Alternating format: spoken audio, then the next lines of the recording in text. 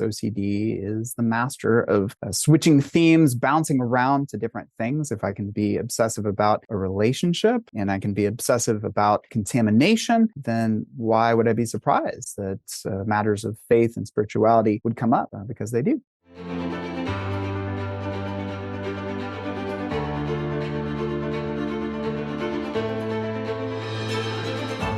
Welcome to OCD Whisperers Show. Today with me, I have Justin Hughes, who is a licensed professional counselor, owner of Dallas Counseling, and he is a clinician and a writer passionate about helping those impacted by OCD. He serves on the IOCDF's OCD and Faith Task Force and is a Dallas ambassador for OCD Texas. Working with a diversity of clients, he also is dual trained in psychology and theology, regularly helping anyone to understand the interaction between faith and OCD, most commonly Christians. You can check out his website, justinhughes.com, to stay in the loop and get free guides and handouts. Welcome to the show. Kristina Orlova. You're famous. I don't know. No.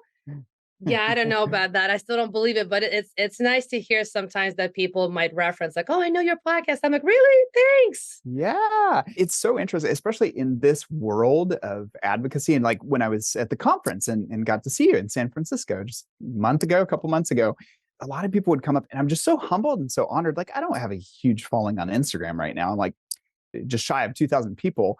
And yet people are like, oh yeah, you've got your stuff out there. And I'm like, yeah, like I do some memes and I have some blog posts and so, but it's so cool. So yeah, right. no, yeah, exactly. I'm like, you're famous. So I'm like, okay, I guess, you don't know what Sure. you don't know, but yeah, I mean, all good. The thing is when you and I actually met, so which brings us to, the episode today is I don't think I've quite had an episode where we can really kind of target and hone in on one specific kind of subtype for scrupulosity and faith-based OCD, like you mentioned with, you work with the Christian population. So with anybody listening right now, I guess the first broader question, of course, is can we just touch base on, what is scrupulosity or faith-based OCD?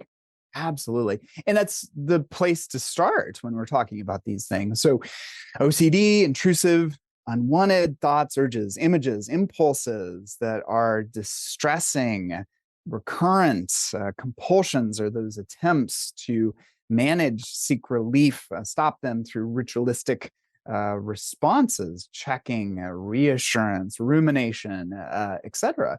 It's ego dystonic. At the end of the day, it sure would be nice to get rid of these, but because they're here, I fall into these patterns again and again and again to make these uncomfortable things go away. And there's talk these days about, is it intrusive thoughts or, is it inferential? Oh, blanking. I don't know. ICD. Confusion. Yeah. Yeah. Confusion. Exactly. Well, regardless, there is this uncomfortable experience, right? And try to make it go away. So what is scrupulosity? Scrupulosity is OCD, people with OCD, number of folks, and especially throughout history, have had scrupulosity. It's when OCD focuses on moral, spiritual, religious concerns, faith concerns, and need not surprise us because OCD is the master of switching themes, bouncing around to different things. If I can be obsessive about a relationship, and I can be obsessive about contamination,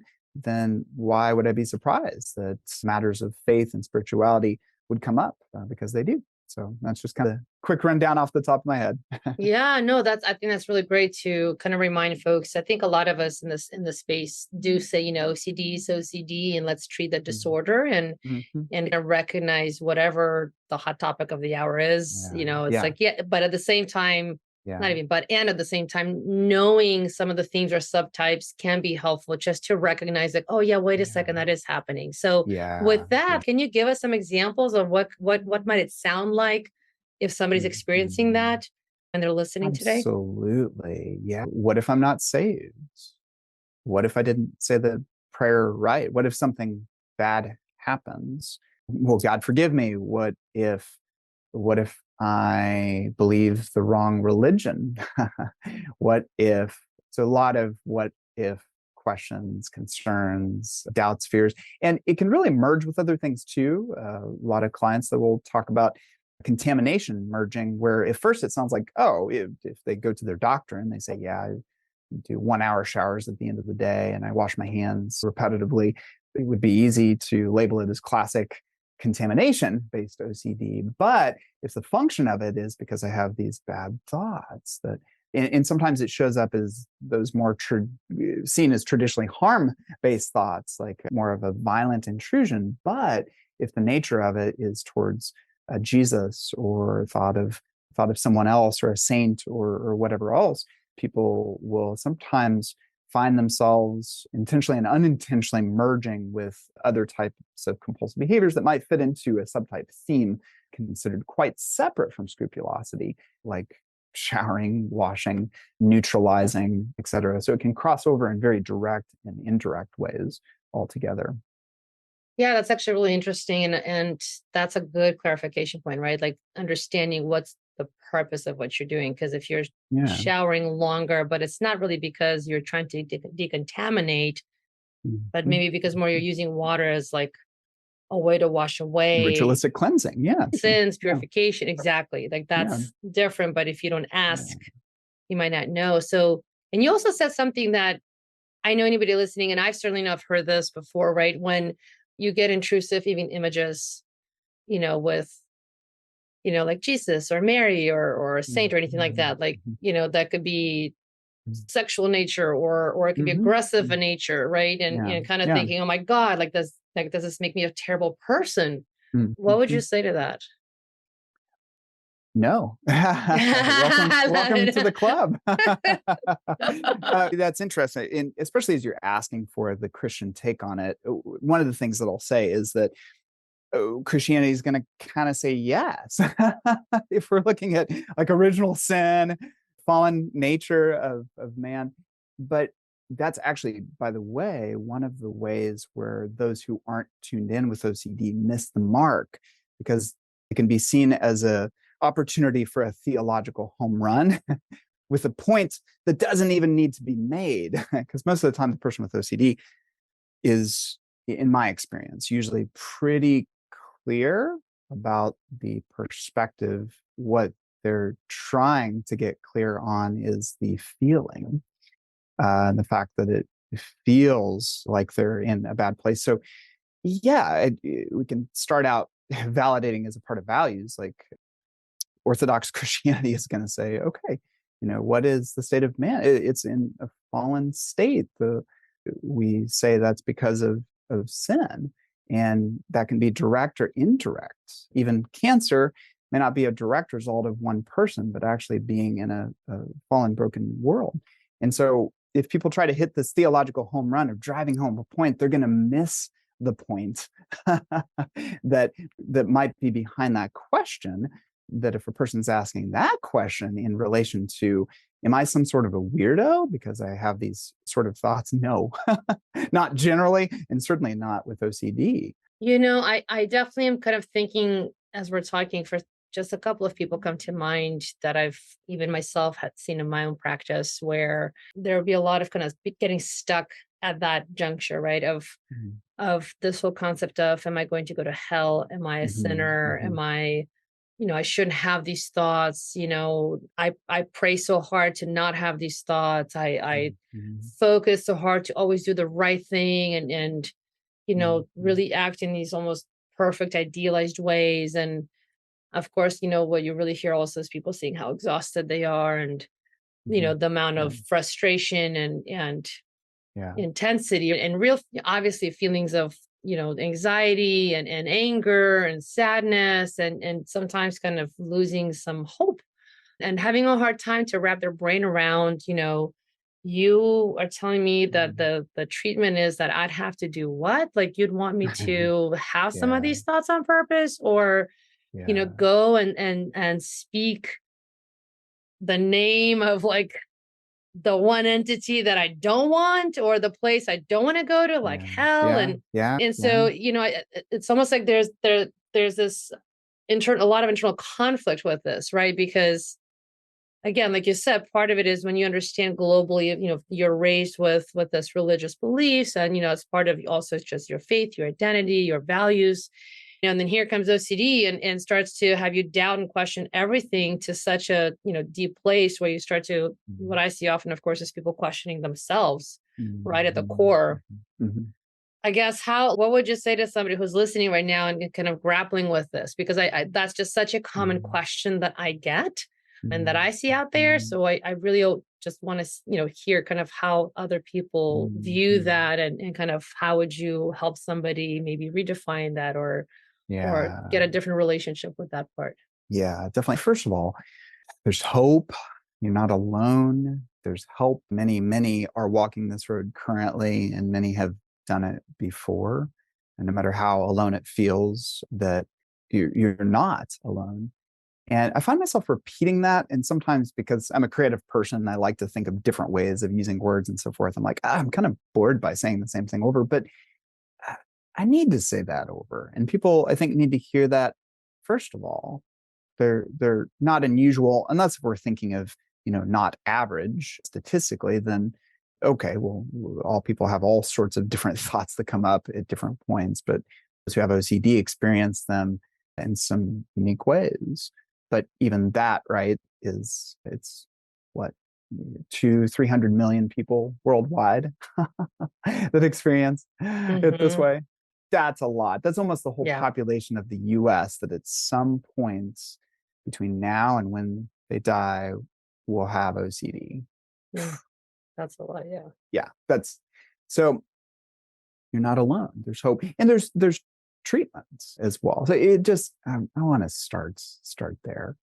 And so coming back to the question, is it that question of somebody wrestling with, how do I know for sure that I'm saved, or can you repeat the yeah? So the question really is about more grappling, like, okay, like how can I go into something, especially when people are talking about like ERP work, right?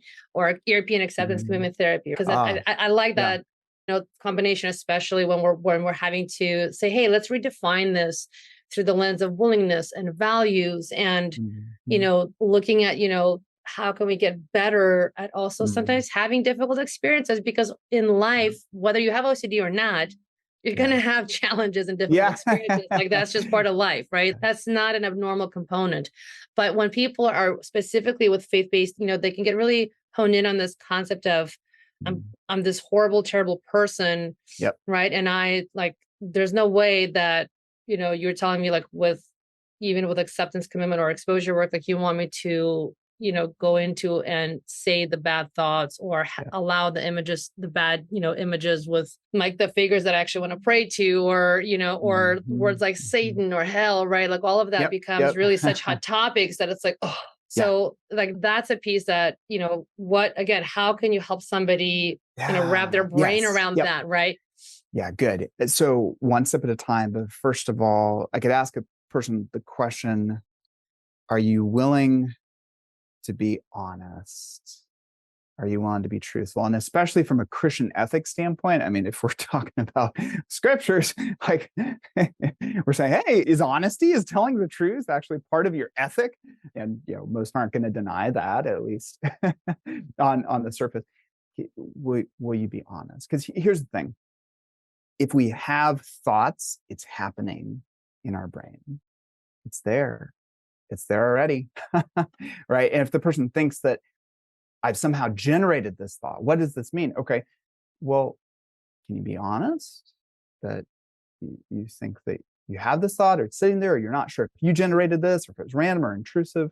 So I think the starting point is, and back with the CBT skill of tracking or monitoring, is just getting honest, shining light on it. It's truth.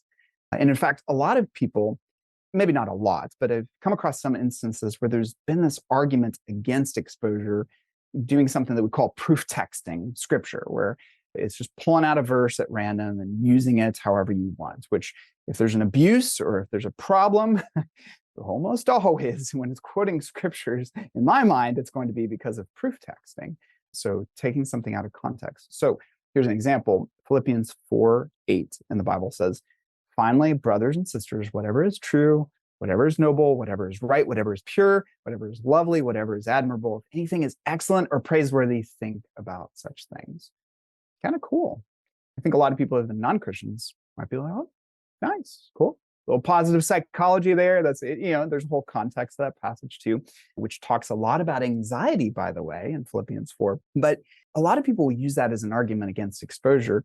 I use it as an argument for exposure, because the person that is supposed to have charity or mercy towards the impoverished child, the orphan, the widow, which the Bible says is true religion, to care for widows and orphans in their need.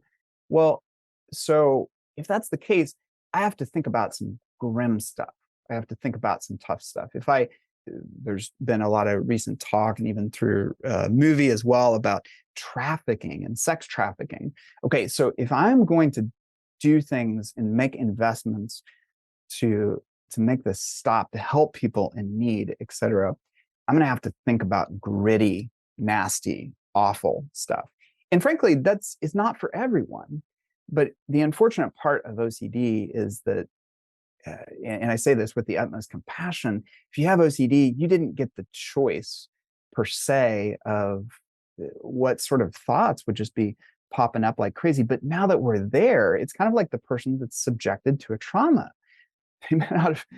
Most people are not choosing those circumstances. Right. But now that we're here, let's go ahead and face those. And a lot of the same things that are really effective in trauma treatment, which, by the way, exposure is one of the first line treatments for trauma, is to look it square in the face. And so part of the rationale that I use with clients coming in and in my writings as well is that this really is just a subset of getting honest, being truthful. And first, two main principles: I'm not going to ask any person to do anything that they're unwilling. It's a consent issue. It's a respect issue. Right off the bat, if you tell me, screw you, Justin, I'm going to be like, all right. Like, no, forget this. Like, I am out. Okay, that's fine. I get it. And maybe I'm not the greatest fit. But beyond just the willingness side of things, is a person willing to just get really, really honest? And we start there. We don't have to blast it out of the water with just some wild exposure that we heard about or read about in a book, because everybody gets a little scared when they read certain books. And some of you all know exactly which books I'm referencing. Not bad books, not bad people. They're some of my favorites. They're on my shelf, but they really scare people. And here's the thing: exposure is always contextual.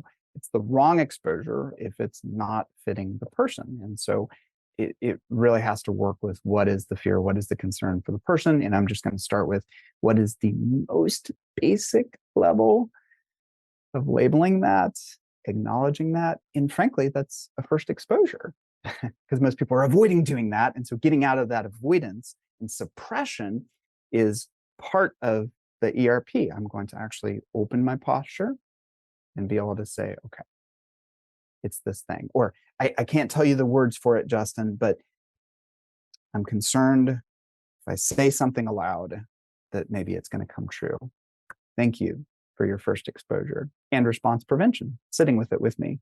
And it's just one of the ways that I'll go. There's a lot of creative ways to target these things, but at the heart of it, I think, is just getting honest. Am I willing to honestly face the reality that is happening, including the material, the content that comes up in my brain? Yeah, I think you just answered another question I had, because I know you said the word, being truthful and honest, and I was listening to, for myself, even understand a little bit more. And it sounds like what you're saying is exactly that. If I could just commit to being honest about what is happening for me right now, like it's here, instead of, trying to deny it, reject it, or whatever else we try to do to try to somehow will it or wish it away. It's like, no, it's here, it's happening. Okay, so now what, right? So that we can then actually look at the next steps. And the biggest thing that I'm also taking away is, how can you incrementally, especially if things are really that difficult, but how can you just, with literally one little small step, kind of start to give up and get away from doing so much of the avoidance behaviors. Yeah. Right. And just allow yourself to, like you said, first, let's just acknowledge what's happening, and then kind of go from there. Absolutely. Yeah, and I've had some cases where I've perceived my best guess that I'm in several cases think is right, but I could be wrong. And then in several cases that I was thinking that this was the case, and they ended up returning back to my practice, especially with scrupulosity. And I see this probably more so in young people and teens when there's a scrupulous and sometimes super obsession base. There's often this freeze dynamic of the fight, flight, freeze paradigm of fear. And many times they just can't. So in the most extreme form, I'm never even going to see that person because they just can't show up to a therapy session. Because if they show up to a therapy session, what am I going to have to do this? What does this mean, et cetera? And so sometimes, and especially with teens, they have a parent often forcing them through the door. And I've seen that where if it appears fairly obvious that there are rumblings under the surface that the person says, yeah, it's fine, or maybe there's some other things, but I don't want to talk about it.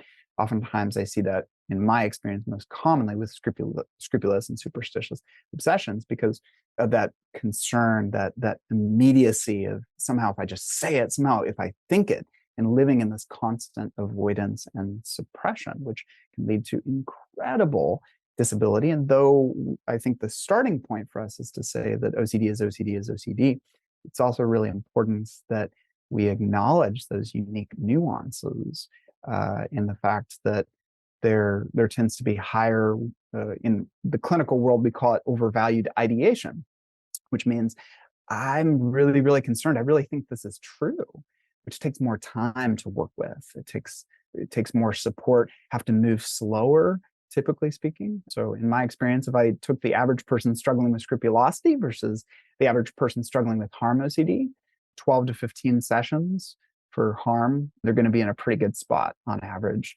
The scrupulosity, I'm going to say that's probably closer to 25 to 30 easily on average. It's the same animal, but it's different.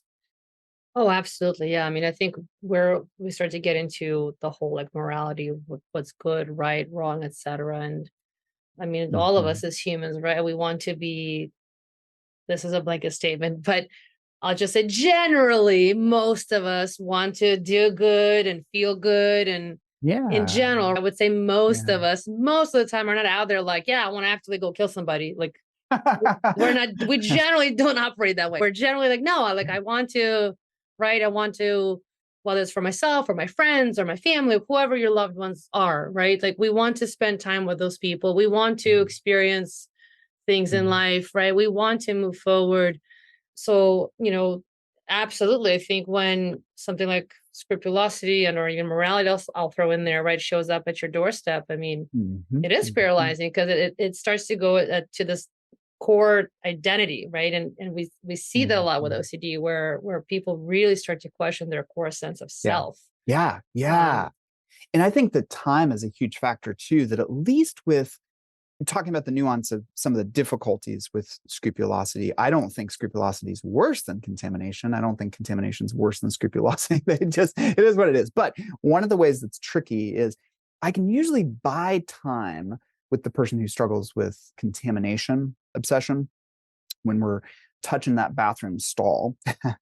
The person at least several sessions in can give it 10 minutes, 15 minutes, 20 minutes, 30 minutes. But when the obsession is that you just thought this blasphemous thought, and let's say on the Christian side of things, blasphemy of the Holy Spirit, and sometimes even just reading that Bible passage that talks about that, which for those of the audience that isn't Christian, it's just kind of one of the sharpest examples and one of the very few examples in the New Testament where Jesus was just really direct about those who had rejected God entirely and how there, in essence, wasn't any hope for them because they've rejected God entirely, not partially, not temporarily. And so, of course, what does a person who's really fearful is thinking about? It's going to be like, how could I have done it? And so, if it's paired with, what if I take God's name in vain, for example? That's come up in my practice. But what if I just say the phrase blasphemy of the Holy Spirit or something? And what if I have anger when I say that or whatever? Well, early on, it takes a lot of rationale and a lot of education, a lot of support of the person. Often, unless if they're preloaded, as I like to say, and just ready to go. But it takes just some patience, just some support to take longer if needed. I get it. That if it could happen in a second, I'm not going to want to do that. And so we just really have to work slowly. But we're also going to want to get to the place where we can go as far as any person who doesn't have OCD goes. And I like to say a yard further, to speak in terms of football. So to win the game, right? To tie, I just have to go as far as the other team. To win the game, all I have to do, well, I guess in football is, get field goal or touchdown or safety. But let's say it's a yard further to do that. And that's where folks really struggle. But I think we do a disservice by sometimes in advocacy sharing all these like wild examples that to us as clinicians, we just get bored with the more straightforward stuff. And so it's like, yeah, man, when I was eating off of the toilet seat and I was doing this it's like, okay, the average person doesn't need to think I have to do this to get recovered. And so same with scrupulosity, it all is going to depend. And I think it starts with, okay, are you willing to be honest about what's going on? Can you show up just one step at a time? Yeah. And I mean, it's like when I hear that, it's like, yeah, this is how you build trust for yourself and the process. And, and it's a journey, and recovery is a journey too. I mean, having OCD, I have OCD, I'm pretty open about it, but like, yeah, doesn't mean like triggers are completely gone. You're still living a life. So you'll still get things showing up, but you can respond to things completely differently now. And really, like I always say, short circuit the cycle of OCD. Yeah, absolutely. Awesome. Yeah, thank you so much too, just for your vulnerability. You operate on a special platform because things that many of us as professionals a lot of times can keep it at arm's length and have our own personal life. Like I just admire so much you and the other advocates that are doing double time on the professional and personal side. That's very sweet. But I mean, yeah, I think if you have it and you're open to, or you finally get opened up to sharing it, it's just sharing stories, which we do all the time anyway. We all share stories all the time, right? Yeah, that's right.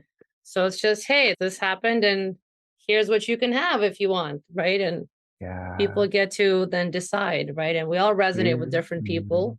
Yeah, that's right. And maybe that's like OCD recovery, right? In a nutshell. I love that, Kristina. Here's what you can have if you want. Exactly. It's not the same, but it's possible, right? And like you were saying earlier, which I'm a firm believer in, is also finding community, right? Because I think quite often people feel so isolated. Yep. And when you're having this experience and you don't know, you really think, oh my gosh, I'm the only one. Rationally, though, when you step back and you realize, wait a second, there's like over 7 billion people on the planet Earth. There's no way, just mathematically, statistically, there's just no way you're the only one. Right. But when you can actually really plug in and hear and be around others, especially when we're talking about faith-based OCD and specifically for the Christian community, right?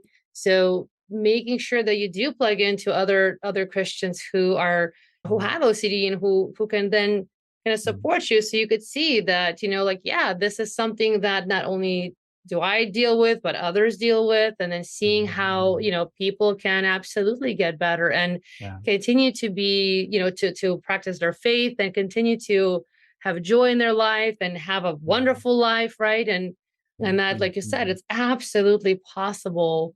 Just like everybody, you just got to make that decision, take that chance to, give yourself a chance. Yeah, that's right. That's absolutely right. For anybody who's listening to us today, how can people find you if they'd like to connect with you? Yeah, absolutely. So website, JustinKHughes.com. There's a K in the middle. I think it said Justin Hughes earlier. No worries. JustinKHughes.com. And I'm on most socials as well. So you can check it out. So Instagram most commonly, and then various advocacy efforts around the area, and OCD Texas and OCD and Faith Conference now online, and et cetera. So yeah. I love it. We'll include all of that in the show notes. Thanks. Yeah. Thank you so much, Justin, for coming. Absolutely. Thank you, Kristina.